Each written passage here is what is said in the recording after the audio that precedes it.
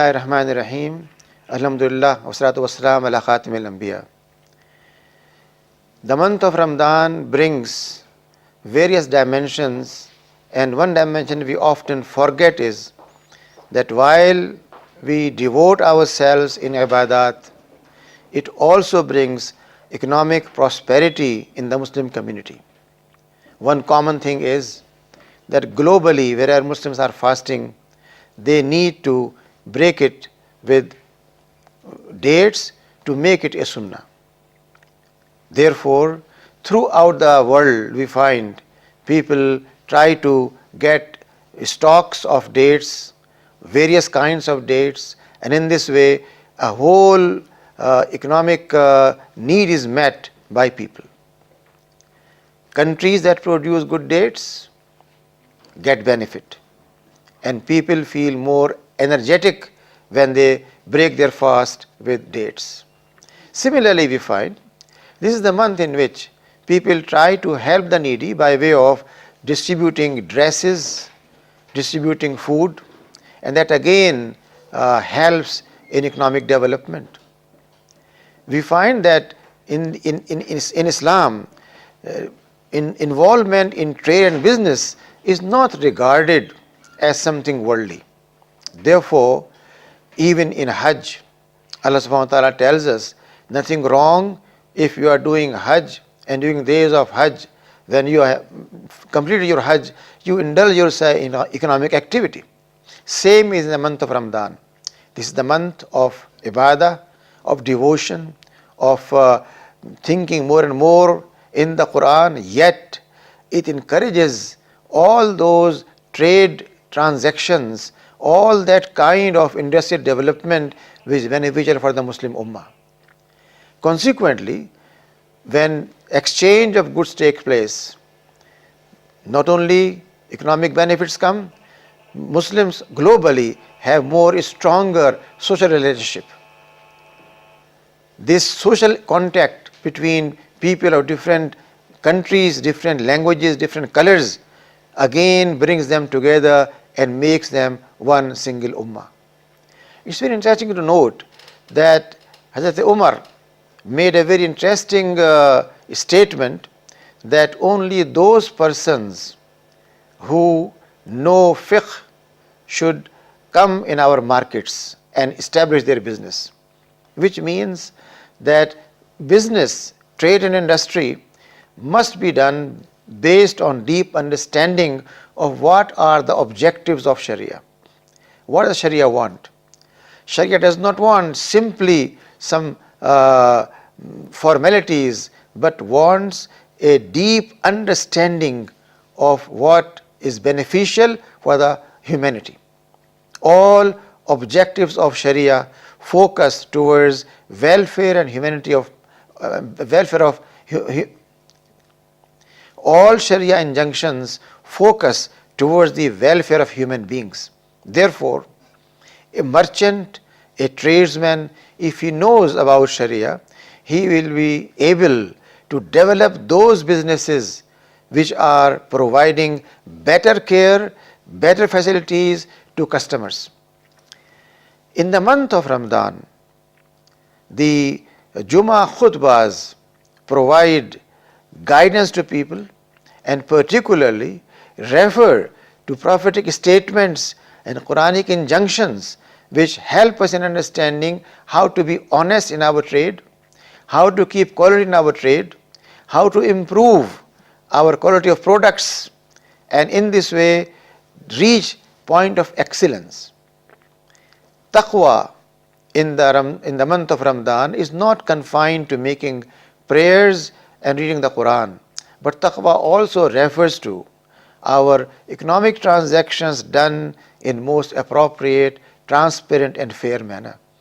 It means that during this month, when economic transactions are made, the parties involved make sure that there is no cheating going on, no tricks, but very transparent economic transaction. They fear Allah and they want to gain profit and rewards in life hereafter as compared to immediate profits. Most of economic enterprises can be divided in two major areas. One who want to have immediate gains, and other who build a repo, who try to look for the future and try to build their marketing in a way that they become known to people and they trust them. In Islamic economic system, more emphasis is paid on this ethical activity, so that ethical economic activity will lead to trust and confidence in the entrepreneur, and those who are customers develop trust in the product. All this is a result of that taqwa, that piety, that Allah consciousness, which is the essence of Ramadan. Therefore, in the month of fasting, trade looks differently. It moves in a different direction. It adopts an ethical environment, and it comes out of just a desire to get more and more financial profit.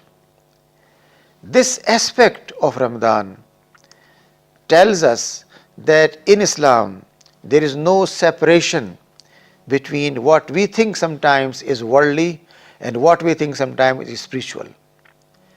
While a person is fasting, indulging in trade and industry, makes his or her best effort to deliver best out of his efforts, and this ultimately brings the value of itqan and taqwa in our transactions. Allah subhanahu wa ta'ala has made this whole month as a training ground for everyone. One who is academician, one who is businessman, one who is serving in army, one who is serving in judiciary, all of them want to understand how they can translate Islamic ethical values in their behavior. And therefore, a total change takes place in this month. Environmental change takes place. Their thinking processes, their feelings, their emotions change. And this, in very simple words, is a miracle of none else but the Quran. It is the Quran that motivates them. It is the Quran that tells them how should they improve their performance, how should they act in their specialized area, and how should they please Allah subhanahu wa ta'ala by becoming more and more dynamic, more and more active, more and more productive. Unfortunately, some people think that fasting means just taking a breakfast early morning, making Fajr prayer, then sleeping for several hours, going late to office, and then coming early from the office and again taking a nap in the evening, breaking their fast. This is a very distorted vision of fasting. Fasting does not mean laziness, does not mean sitting and just dozing, but it wants every believer to be more active and dynamic. Fasting provides the strength to work, not just to retire. The essence of fasting is in that amal which is salih, that amal which is for the sake of Allah subhanahu wa ta'ala, that action which is directed towards welfare of society and welfare of people. Every single act in Ramadan is done with this intention, that Allah subhanahu wa ta'ala may multiply our reward and may make us from those who are all the times remembering Him in their professional activity. In other words, when we talk about Ramadan and its economic benefits, then it brings a new way of thinking for the business community, for those who are consumers, for those who are transporting commodities from one part to the other, and all of them being aware of Allah subhanahu wa ta'ala's nearness, do their best in performing, and in this way the month of Ramadan becomes a month of drill, exercise for achieving perfection or taqwa. The ayah that made fasting compulsory said, لَعَلَّكُمْ تَتَّقُونَ. We have made fasting obligatory, كُتِبَ عَلَيْكُمُ الصِّيَامُ, because Allah wants you to be more and more Allah conscious, more and more excel in His love and remembrance. And this love and remembrance, when it is excelled, leads to productivity, economic development and growth.